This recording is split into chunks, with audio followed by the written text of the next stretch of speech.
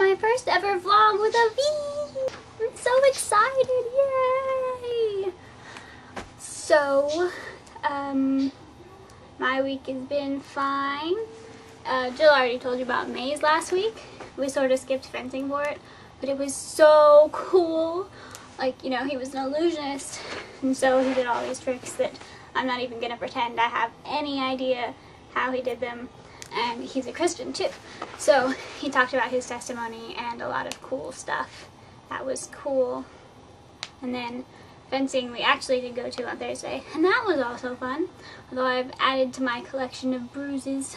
See, you can even see that on camera. Wow. But it's like one bruise on top of another, so it's kind of especially visible. So that was cool. And this past week I've been finishing up my observations in classrooms and stuff, and that was lots of fun. I actually taught my first lesson, and I've been kind of telling people about it since it happened because it was so cool, and I'm so excited about being a teacher, even more than usual. But I won't be in the classroom anymore this semester, and I don't think I will be next semester either. But after that it'll be like all the time, which is going to be really cool. And I get to play with little kids all the time. And I'm excited. And, I don't think anything else happened to me this week. Sorry, my life is really boring.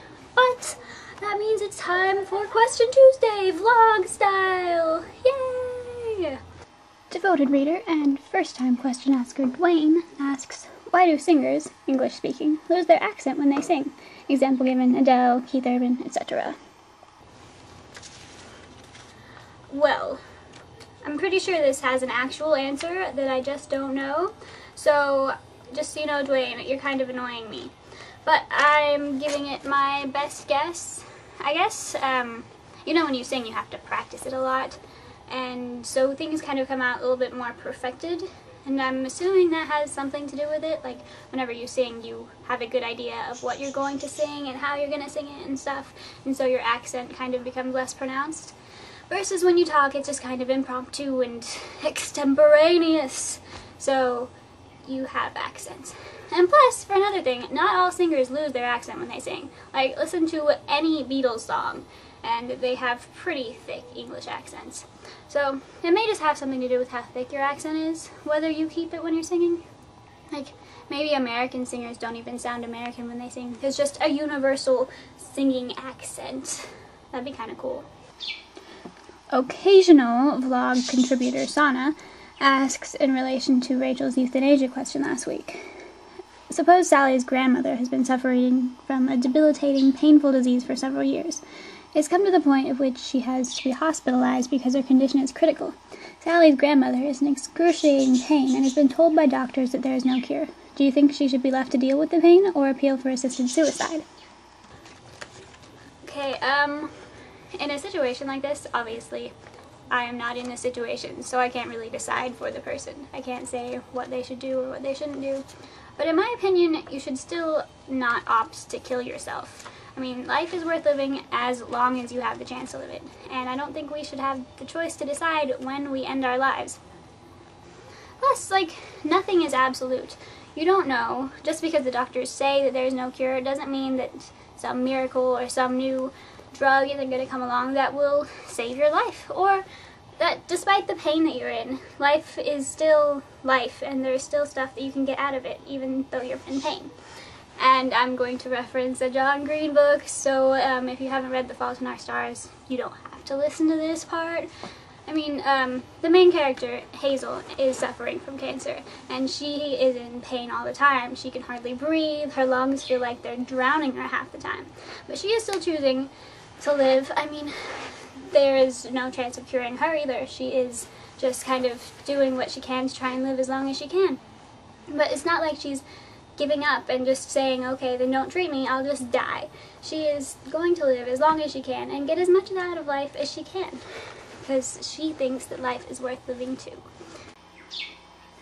Saturday blogger and sappy girlfriend Amber asks, if you were in a fairly serious relationship in college, 1 year plus, and you both were going to graduate at the same time, how would you try to handle your relationship leading up to graduation and after?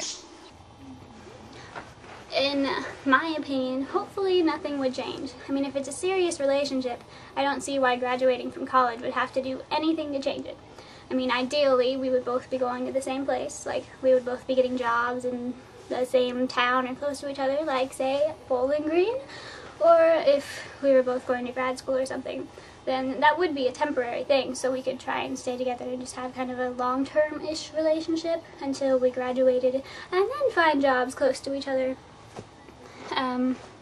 One thing I don't think the relationship could stand was if, like, one person got a job in one place and the other person got a job far, far away. I mean, if you're not willing to sacrifice the best job possible so that you can be close to the person that you love and potentially could spend the rest of your life with, then you need to reevaluate how much you're really valuing this relationship and whether you should still be in it. So that's my opinion on that. Relatedly, Harlexton resident and Thursday blogger Anna Beth asks, what priority do we as a society place on love? I think it kind of depends on what you're looking at. Like in movies and in books and stuff, a lot of the times we kind of view it really idyllically. Like, this is love. You don't really see it coming, but once it's there, it's not going away. Like, it's there to stay, and there's, no matter what, it's going to work out. Reality, though, people, I feel like, don't put as much of a priority on it. Maybe it's because they feel like love should just work out, but they're not willing to put the work into it. You know, you'll go to college for 10 years, you know, college and graduate school and all of this other stuff to get a chance at being a doctor or a lawyer or some high-paying job, but then you're not willing to put the work into it that is required in a relationship. I guess people don't realize that love isn't just going to happen. You have to make it work.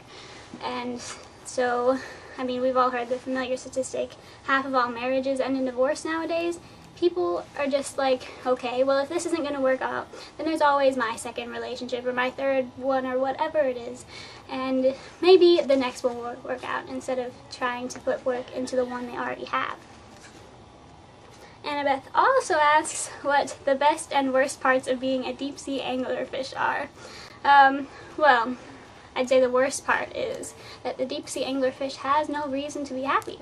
But the best part is the deep-sea anglerfish may have no reason to be happy, but they have no freaking idea what else to be. I mean, you can't hate the night if you've lived your whole life without light, and you can't hate the dish if you've only ever eaten fish, and you can't feel alone if it's all you've ever known.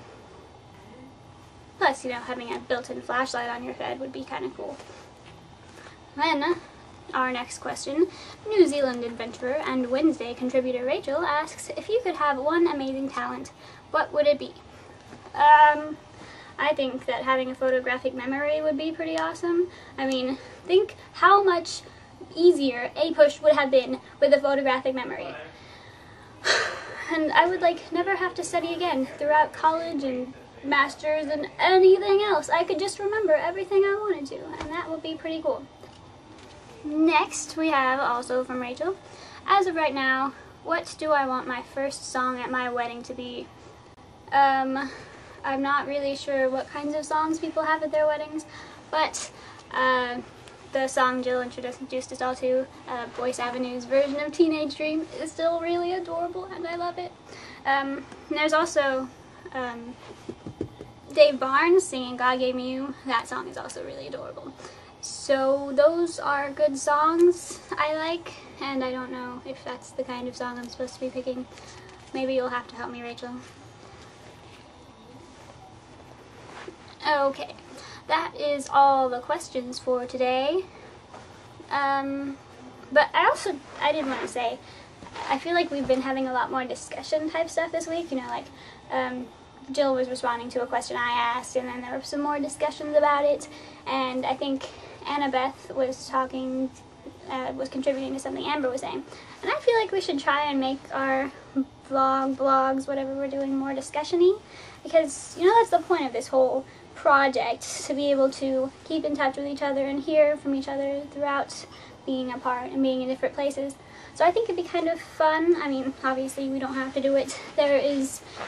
It has been proven that I am not very good at making you guys do anything, but I think it'd be cool if we could, like, kind of pose discussion questions after each blog or vlog or whatever we're doing, and then like people could especially comment on that. I mean, you can still say whatever you want to, but we could kind of get discussions going and have conversations without having actual conversations because we're far away from each other.